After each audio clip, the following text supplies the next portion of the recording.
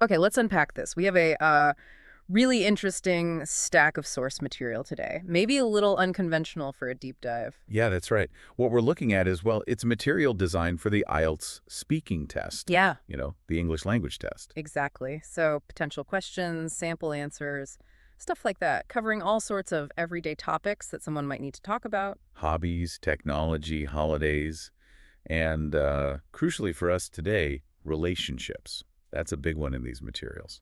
And that is absolutely our mission today, looking specifically at the sources you shared with us. We're not, prepping for the test ourselves. No, no, definitely not.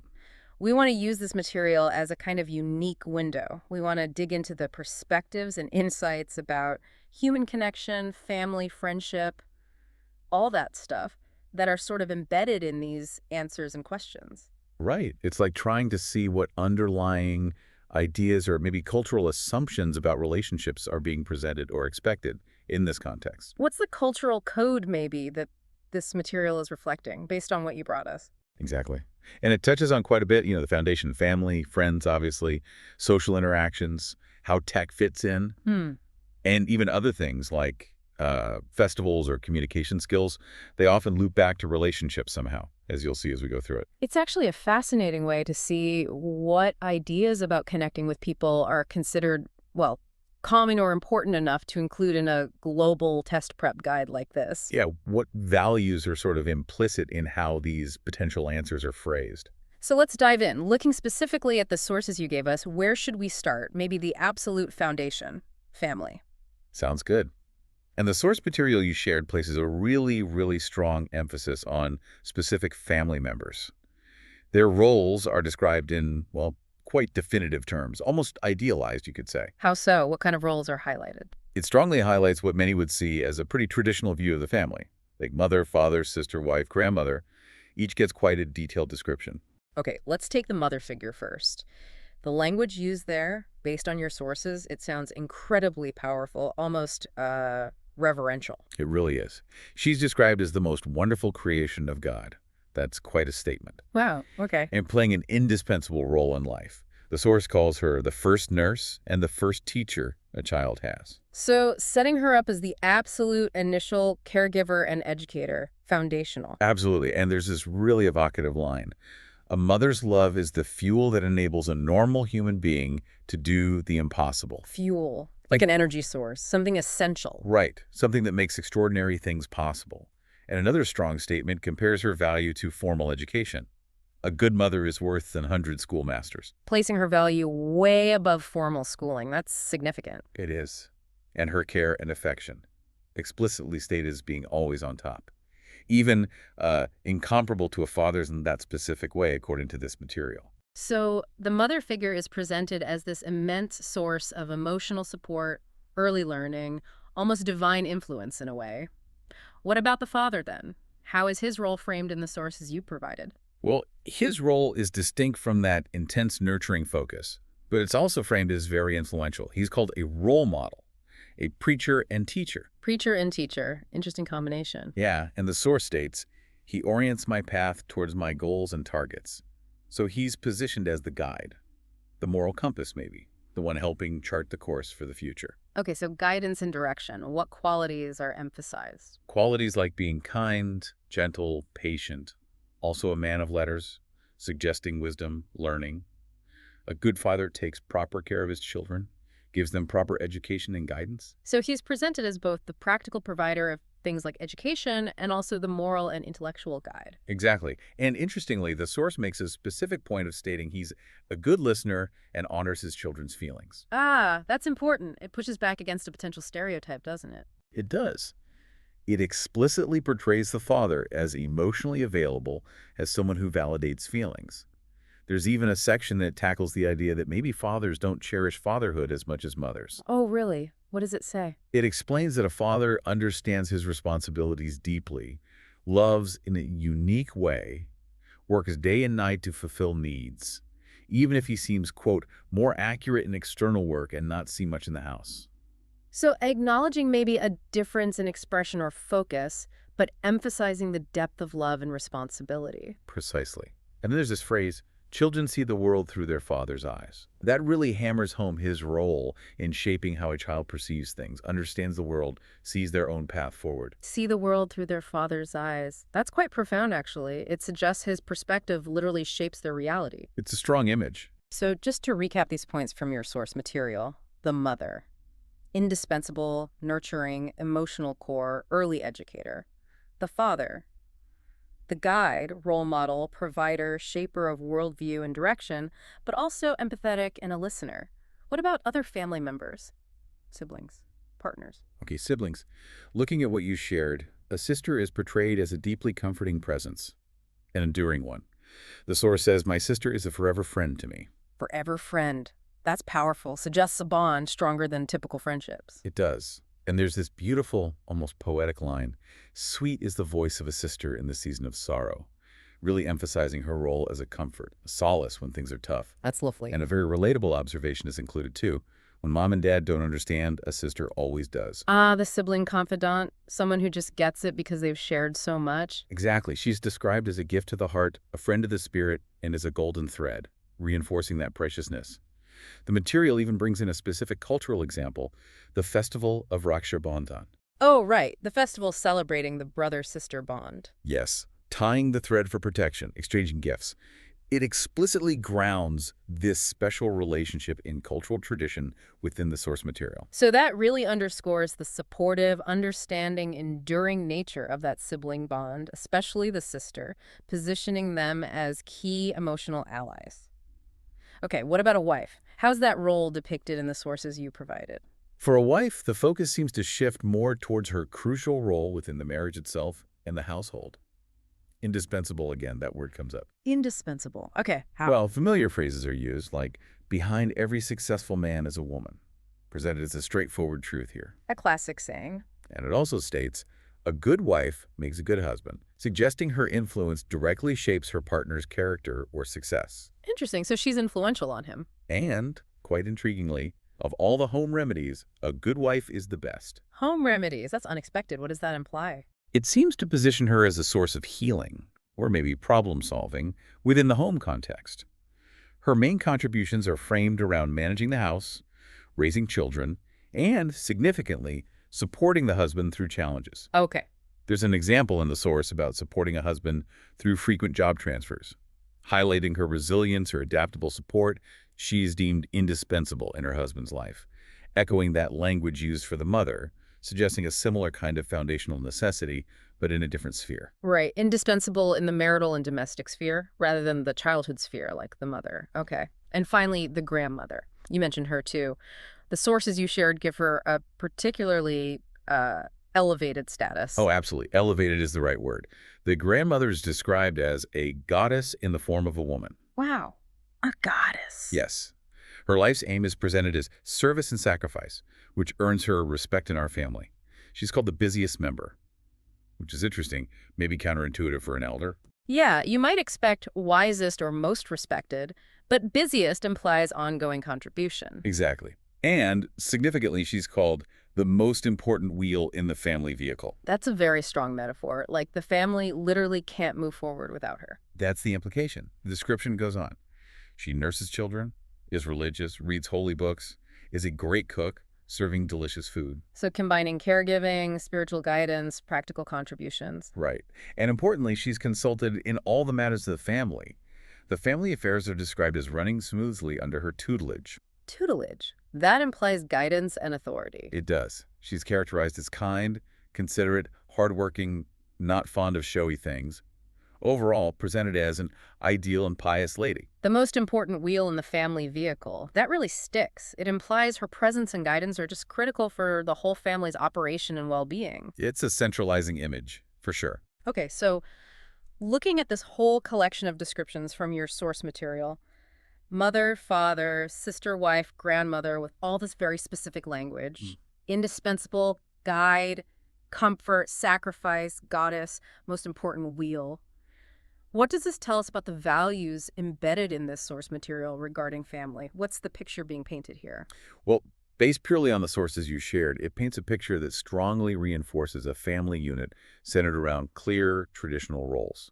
roles that are deeply valued. Mhm. There's a particular emphasis on the vital contributions of women in caregiving, managing the home, emotional support, even spiritual guidance, like with the mother and grandmother. Right. Men, particularly the father, are framed as essential providers, guides, role models. The consistent use of these powerful words, indispensable, most important, forever friend, goddess, and the focus on sacrifice, guidance, support. It all suggests a value system where family harmony, resilience, raising children successfully. These things are deeply reliant on these defined roles being fulfilled and respected. So it's reflecting or maybe teaching a perspective where the family structure is key. Yes, a structure that might seem hierarchical in some ways, like the grandmother's tutelage, but it also presented as profoundly interdependent. Mm. Key members hold this almost sacred importance because of their specific functions. It's not just who is in the family, it's a very clear statement about their perceived value and function. It definitely paints a picture of a very structured, interdependent unit, emphasizing how individuals contribute to the whole group's well-being. Okay, so moving from those individual roles, the sources you provided also talk about the family structure overall, right? Like joint versus nuclear families. Yes, it does mention both. It notes that nuclear families, just parents and children, are gaining grounds in a large proportion in the society. So it acknowledges that shift towards smaller family units is happening, which reflects reality in many places. It does. It probably reflects things like urbanization, maybe economic changes, different personal preferences, though the source doesn't explicitly spell out why it's happening. Just observes the trend. But you also mentioned looking at your material, it observes something else, a reverse trend in some areas. Exactly. Specifically in some countryside areas, which is interesting. Yeah, what does that suggest? Well, it suggests that while the general direction might be towards nuclear families, the joint family structure, multiple generations or branches living together, still has resilience, maybe even seeing a bit of a comeback in certain contexts. Like rural areas, perhaps, where maybe pooling resources or agricultural work makes it more practical? Could be. Or maybe stronger traditions of communal living, or just economic necessity. The source acknowledges this complexity exists, this counter trend, without really analyzing the deep demographic reasons behind it. Right. And the material doesn't just name the structures, joint and nuclear. It actually spells out perceived pros and cons, specifically for the joint family structure. It does. And the positive points listed are quite significant. They really align with that emphasis on interdependence we saw with the individual roles. What are they? It offers love, affection, sharing warmth, and unity. It's described as a boon, a real benefit during trials and tribulations of life. So that suggests the bigger family unit provides crucial support and resilience when things get tough, like a built-in support network. Exactly. And it's also highlighted as being key for passing on cultural legacy to the next generations, framing the joint family as a vital keeper of traditions and heritage. Those are pretty compelling benefits. Emotional support, practical backup during hard times, and cultural continuity. Based on that description in your sources, the joint family sounds like a really powerful setup for collective well-being and holding on to traditions. What about the downsides mentioned? The main negatives mentioned are pretty straightforward. A lack of privacy at times. Makes sense. Lots of people under one roof. Right.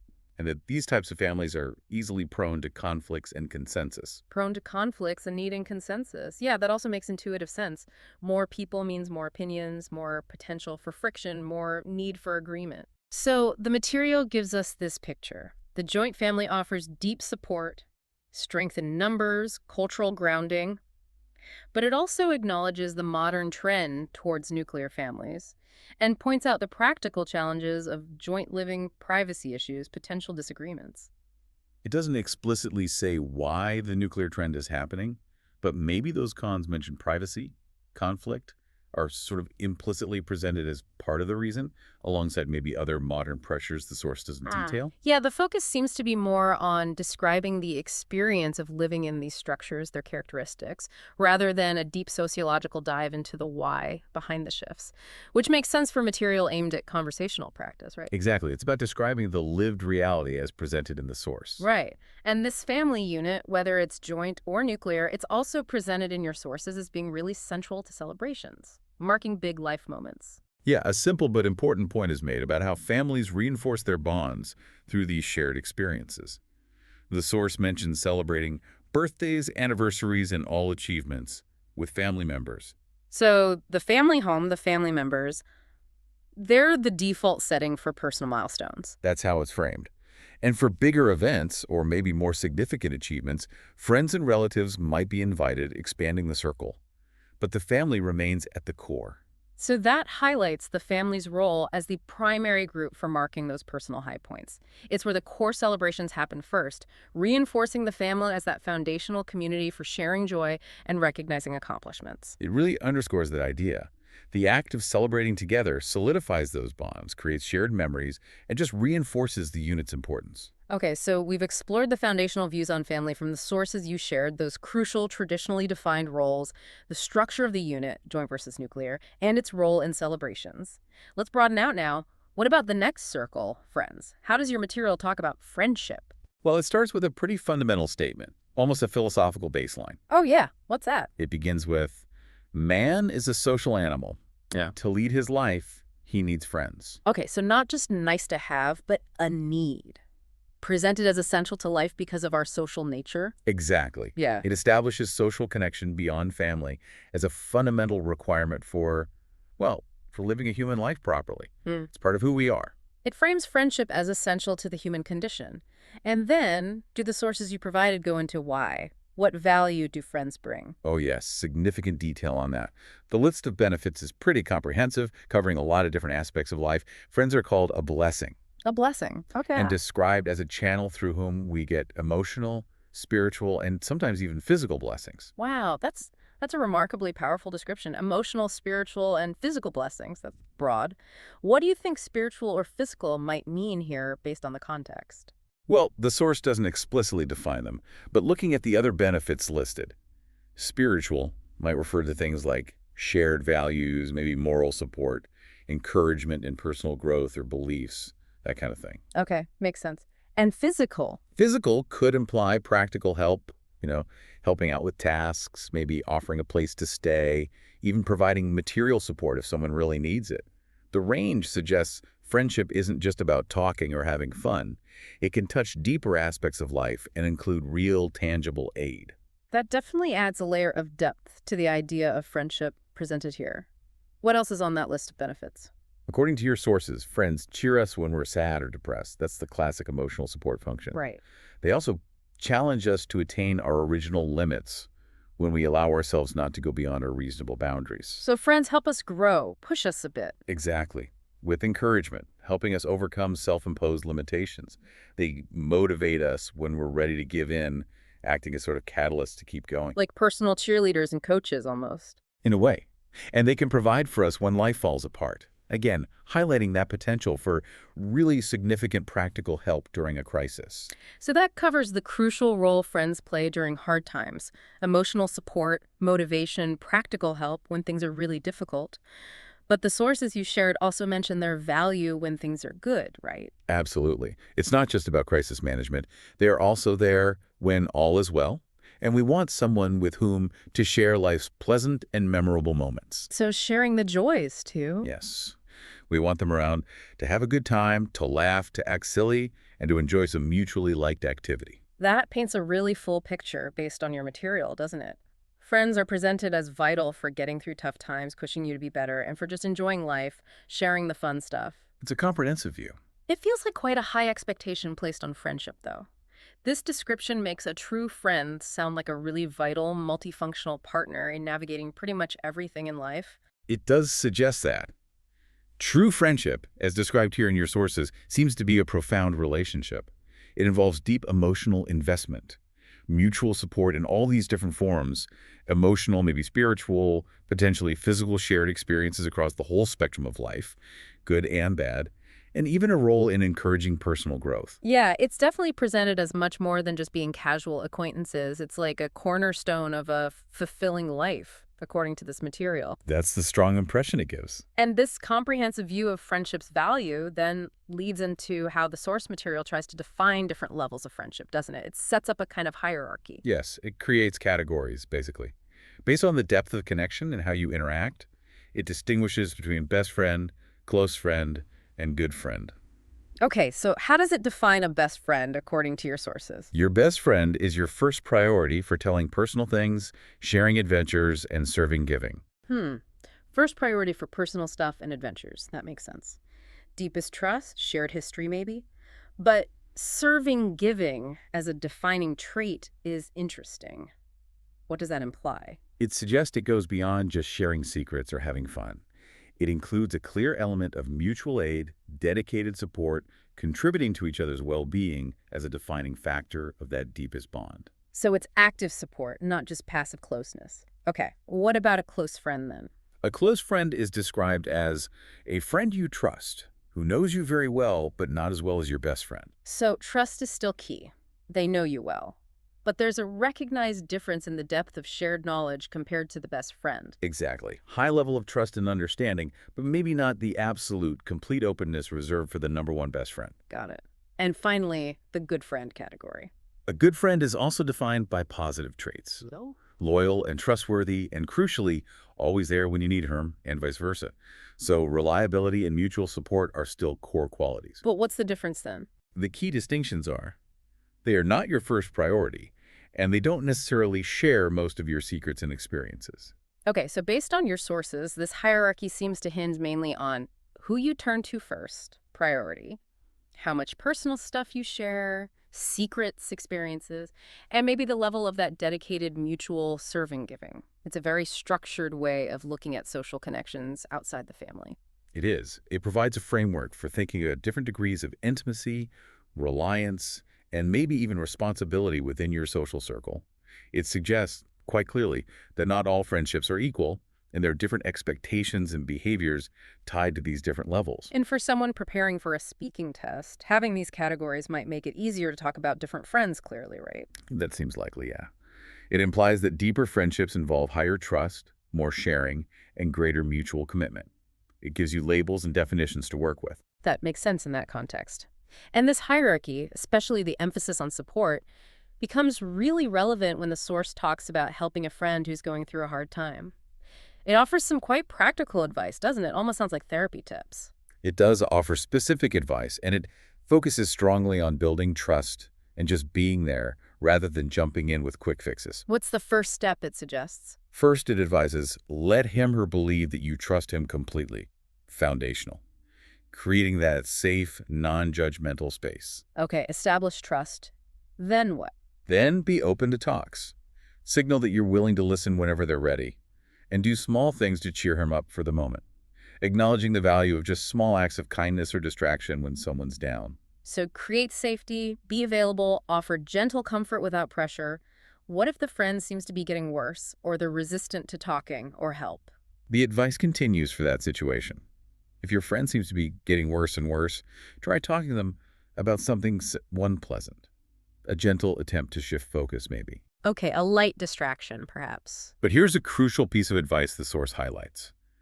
Don't offer advice when Hesha seems resistant. Ah, that's key. Why? It recognizes that unsolicited advice, even well-intentioned, can often be unhelpful, or even make things worse if someone is struggling and just not ready to hear it. Right, people often just want to be heard, not fixed. Exactly. It also advises asking what is wrong, showing you care and you're open to hearing. But with a big caveat, if he or she doesn't tell you, let it be. Don't push. Respect their boundaries if they're not ready to share. Precisely. It emphasizes supporting them on their terms. That's really interesting. It prioritizes listening, presence, respecting boundaries over giving advice or digging for information. Yes, and the final piece of advice just solidifies that whole approach. And lastly, be a good listener. The clear emphasis is on showing trust, being available, emotionally, physically, offering comfort through small things, and providing that non-judgmental patient ear, not trying to solve their problems for them or forcing them to open up. That suggests effective support, according to these sources you shared, is really rooted in empathetic presence, trust, and respecting the struggling friend's pace and readiness. That's the clear message. That's valuable advice in any context, really. Test, prep, or just life. Now, there's a point in the source material you shared where the discussion shifts to how friendships change over time. And it takes a surprisingly pessimistic turn, especially about technology. This feels like a real shift from the positive stuff we just discussed. It does. This section presents a pretty stark and critical view of modern friendship. It starts off simply enough. Friendships change as we get older. Obvious, right? Sure. But then it immediately adds, with this tone of lament, Very true. Gone are those days when friends used to truly love each other. Gone are those days. Wow, it's a very strong statement. It sounds nostalgic, suggesting a definite decline in the quality or depth of friendship, comparing now unfavorably to some past ideal. Exactly, a decline in true love between friends. Mm-hmm. And it directly points the finger for this decline. At what? Technology. It claims that fake friendships are in the air via various technological advancements like the Facebook or Twitter. Fake friendships caused by Facebook and Twitter. That's a direct accusation. It is. And it also expresses regret, saying, nobody remembers your childhood friends. Ouch. So according to this part of your source material, technology specifically naming social media platforms is presented as the direct cause of superficial, inauthentic, fake friendships. And it's also blamed for us losing or forgetting those long-term, presumably deeper bonds like childhood friends. That's the argument presented. It's a significant critique and, yeah, a stark contrast to the earlier descriptions of friendship's high value and importance. It really is. It implies there was some past golden age of true love and deep connection between friends. And modern tech, especially social media, has eroded that, framing it as a force that fosters fake connections and makes us disregard older, maybe more authentic bonds. It's a direct indictment of social media's impact on the nature and quality of friendship, presented quite bluntly in this section of your sources. Well, that transition leads us perfectly into our next section, also drawing from your sources, navigating relationships in the digital age. And the complex, and as we just heard, potentially problematic role technology plays in all this. Right. And the sources you shared do acknowledge just how pervasive these social networking sites are. They state these platforms have become a huge part of our lives, especially, it notes, for young people's lives. So there's a clear recognition they're deeply integrated into modern social life, particularly for younger generations. Yes. But interestingly, one speaker in the material even suggests they are addicted to Facebook and Twitter, which immediately flags the potential negative side, right alongside acknowledging their significance. So widespread use, big influence, but also the shadow of addiction mentioned right away. And yet, as you pointed out just before, alongside this critique of fake friendships caused by these platforms, your source material also presents a more positive view of online connection sometimes. When describing the speaker's own personality and online habits, Yes. This is where it gets a bit more nuanced, or maybe even contradictory. The speaker describes themselves as an outgoing sort of person who gets along well with other people. Standard stuff. okay, But then they explicitly say they have many friends on Facebook. And they specifically mention liking to make friends online with people who have these same interests, giving examples like music, traveling, and learning English. now that's a really interesting contrast within the same source material you provided. On one hand, platforms like Facebook are blamed for fake friendships and eroding true love. On the other, they're presented as tools for an outgoing person to easily make many friends based specifically on shared interests. How do we square that circle based on what's in your sources? It's tricky. It could reflect different facets of the online experience being described, Right. perhaps without explicitly connecting them. Maybe the fake friendships critique targets superficial connections, just collecting followers, getting likes, lacking the depth and mutual support that the source earlier defined as true friendship. Right, the surface level stuff. Whereas making friends online based on shared interests like music or travel might be seen as a different kind of connection, one that starts with common ground and could potentially lead to more substantive interaction, even if it originates online. So maybe the source presents both possibilities. Online connections can be shallow and fake, or they can be genuine starting points based on shared passions. That seems plausible. The material doesn't really try to reconcile these views explicitly. It sort of leaves the listener or the test taker to consider these different dimensions. Technology isn't painted as uniformly good or bad. Its impact seems to depend on how it's used and the nature of the connections it fosters. That's a crucial point. The source material itself contains this tension. It shows both the promised connection through interests and the peril superficiality, loss of deeper bonds. And speaking of peril, the sources really dive deep into the shadow side with internet addiction. The comparison used is quite striking, almost clinical for test prep material. It is. This is where the material takes a very serious, very cautionary tone. It makes a stark comparison between internet addiction and addiction to alcohol or other drugs. Directly. That is a powerful comparison. How exactly does the source material you provided draw that parallel? What's the mechanism it describes? Well, it explains that with substance addiction, the relationship with the chemicals of choice becomes the absolute priority. It takes precedence over any and all other aspects of their lives. Addicts develop dependence, needing the drug merely to feel normal. Okay, the classic addiction model. How does it apply this to the internet? It applies it directly. It states that, similarly, the internet provides the high for its addicts. It functions like a drug in that sense. They become dependent on this cyberspace high to feel normal, implying their baseline state requires that online stimulation just to feel okay. So the internet itself is framed as the addictive substance, providing a necessary high or stimulus, just like a drug. And what does this dependence do to relationships, according to your sources? And the impact on relationships is absolutely central to this description. Internet addicts, according to the source, actually substitute unhealthy relationships for healthy ones. Substitute, so actively replacing real connections with online ones. That's the claim. They're described as opting for temporary pleasure rather than the deeper qualities of normal intimate relationships. This directly links the addiction to the erosion of meaningful, healthy connections, framing it as a kind of choice, maybe a compulsive one, between fleeting online gratification and genuine, deeper human intimacy. That's a really powerful and concerning diagnosis from your sources. The addiction doesn't just waste time, it fundamentally warps relationship priorities, replacing healthy bonds with unhealthy ones driven by this need for a cyberspace high. What else does the source say about the nature of this addiction? Is it progressive? Yes, it emphasizes that too. It says internet addiction follows the same progressive nature of other addictions. Addicts struggle to control their online behavior even when facing negative consequences. They experience despair over their constant failure to limit their use. A loss of control. Exactly. And this struggle, this repeated failure, leads to a loss of self-esteem, which then creates a negative feedback loop, fueling further escape into the addictive behaviors. Making it harder to break free. Right. The overall result described is a pervasive sense of powerlessness over their own actions and lives. That is a remarkably detailed and, yeah, clinical description of the cycle of internet addiction presented in your source material. Dependence, substituting relationships, focusing on temporary pleasure, losing control, the emotional fallout, despair, low self-esteem, and feeling powerless. It frames internet addiction as a major psychological danger of modern tech, with severe consequences for well-being and the ability to have healthy relationships. It certainly does. It's presented as a significant threat, leading people to prefer superficial or solitary online interactions over healthy intimacy, trapping them in this cycle of dependence and negative feelings. This section feels very different, much more serious than the earlier point about just, making friends online who share your hobbies.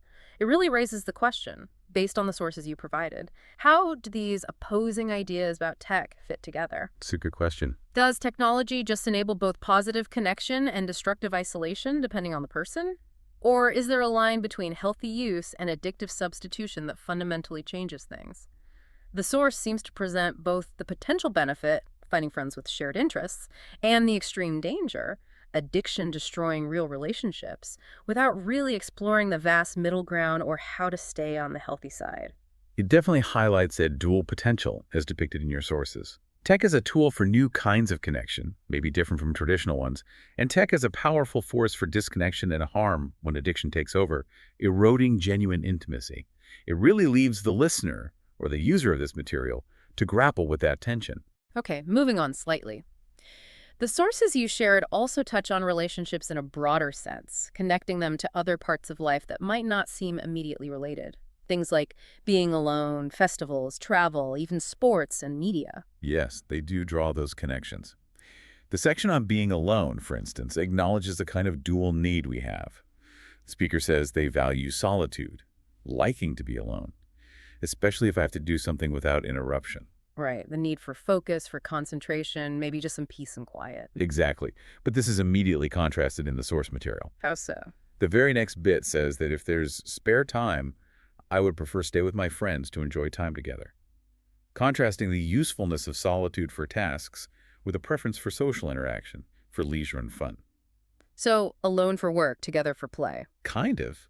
The speaker also mentions enjoying being alone during the mornings at the weekend, to do things like read some books and play computer games, things they're interested in without worrying, highlighting alone time for personal pursuits, relaxation, freedom. Okay, so solitude has its place for focus and personal enjoyment.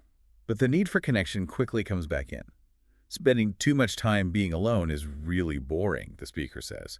They strongly prefer to hang out with my close friends because such friendships really add spice to my life. Add spice to my life. I like that phrase. It emphasizes that friendship brings something extra, something valuable beyond just avoiding boredom. It enhances life's quality, richness, excitement. Definitely. So the source presents both solitude, for specific reasons, Mhm. and social connection for enjoyment and enrichment as valuable. But it explicitly flags too much solitude as negative boring. It suggests a balance is needed. Reflects a common human experience, right? Needing time for ourselves, but also needing connection with others for a full life, finding that balance. Exactly. And the sources you provided also link relationships and connection to other things like festivals, travel. Yes. Various aspects of life are presented as ways connection happens on different scales. Festivals, for example, are said to bring everyone together under one roof of happiness and prosperity. They explicitly provide an opportunity to meet friends and relatives, and they work to strengthen social bonds. So festivals were framed as communal glue, rituals that actively bring people together, reinforcing family and friend ties through shared joy. That's the idea presented. And travel. Travel is described as creating a feeling of understanding and sympathy for nation, and people have different ways of life. Ah, so connection on a broader level, intercultural. Yes, it enhances exposure, learning about different cultures, eating habits, and lives of people. It points towards connection, fostering empathy and understanding between different groups by experiencing their way of life firsthand. And international sports events are mentioned similarly in your material. Right. They provide ample opportunities for nations to interact, improving their relations over international grounds. So the idea of connection extends from personal friendships to community gatherings to intercultural understanding and even to international relations through these shared events. Fascinating. And media plays a role too, according to your sources. How? Media is presented as a medium of dialogue between the government and the people, facilitating communication on a societal level. Okay, connecting citizens and state. And it's also called a powerful weapon for molding and directing public opinion. While that's not directly about personal relationships, it describes how media shapes connection and interaction within society, bridging communication gaps and influencing collective views. So media facilitates societal connection and discourse. Is there anything more personal mentioned about media and relationships? Yes, actually. There's a specific mention of a radio program called DLC Love Guru. Love guru. Okay. How does that relate? Well, this program is described as focusing on solving love problems and helping people connect.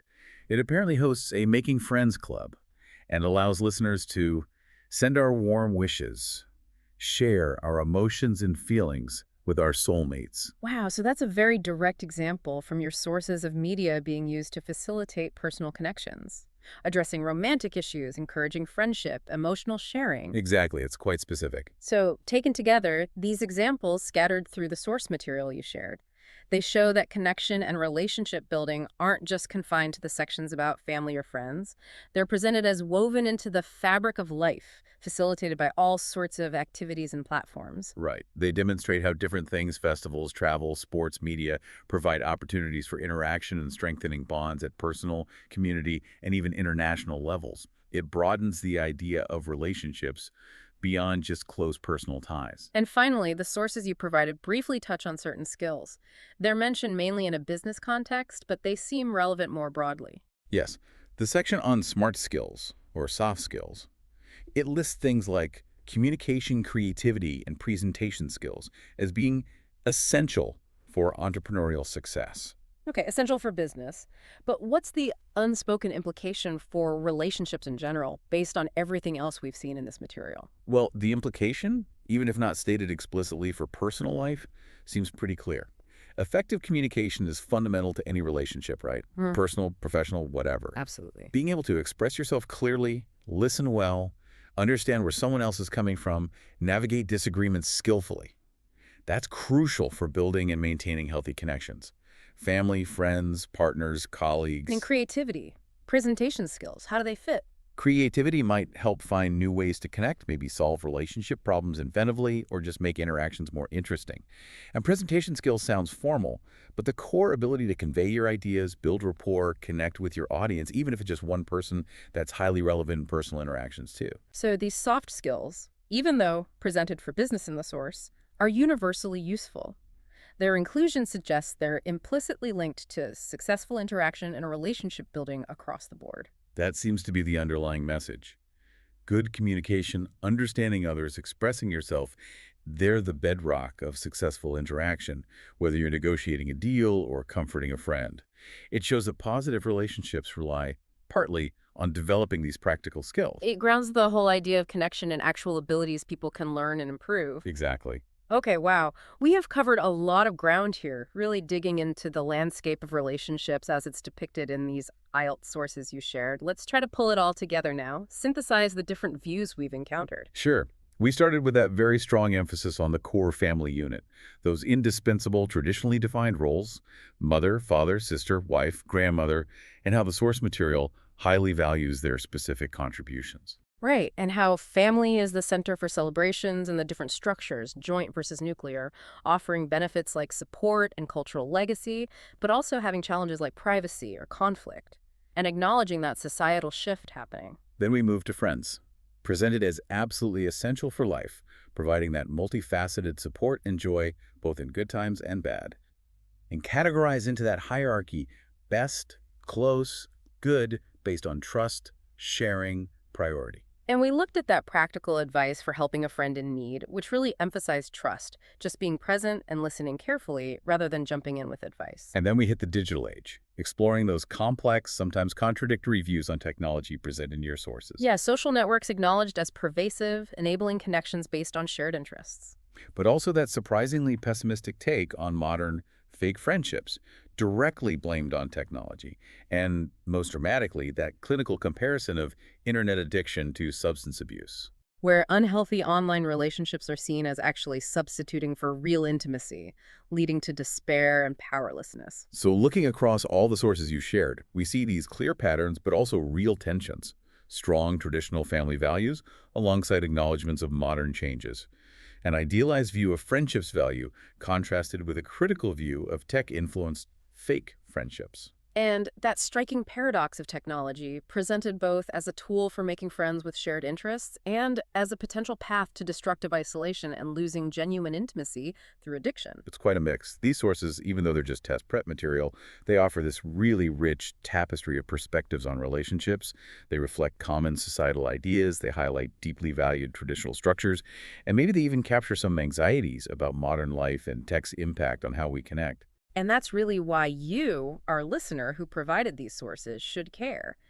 Encountering these diverse viewpoints, even in this format, gives you insights into different cultural ways of looking at relationships and into the universal challenges we all face in keeping connections meaningful in a world where families change, social life evolves, and technology is everywhere. Absolutely.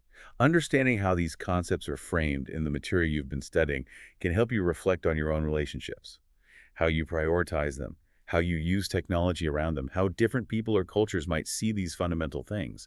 Whether you're actually prepping for the test or just thinking about your own life, there are definitely valuable nuggets in looking closely at the language and ideas presented. For sure. We've taken quite a journey through the relationship landscape depicted in these IELTS prep sources you shared. Sure. From the bedrock of family, the evolving world of friends, that tricky digital sphere, and even how connection weaves into wider social activities. It's been a real deep dive into what this specific material considers important about how humans connect. A unique window. And it leaves us with a really powerful question, doesn't it? Drawn directly from those contrasting, sometimes clashing views we found within your source material. Given that it suggests technology lets us connect globally, find people with shared interests online. While also claiming it leads to fake friendships, an addiction that substitutes unhealthy relationships for healthy ones. What does that stark contrast suggest about the quality versus the quantity of connections we seek or maybe value in the modern world, at least according to the perspective presented here? That's a big question. It is. And following from that, how can we make sure our own use of technology genuinely enhances rather than diminishes those deeper qualities of intimate relationships, the very qualities the source material seems to value so highly when it talks about family and true friendship? A question really worth pondering, and one that emerges directly from digging into the sources you provided. Indeed. Well, that's all the time we have for this deep dive into the relationship perspectives embedded in your IELTS speaking sources. We hope it gave you, our listener, a fresh look at something seemingly everyday, but clearly very complex and incredibly important. Until next time.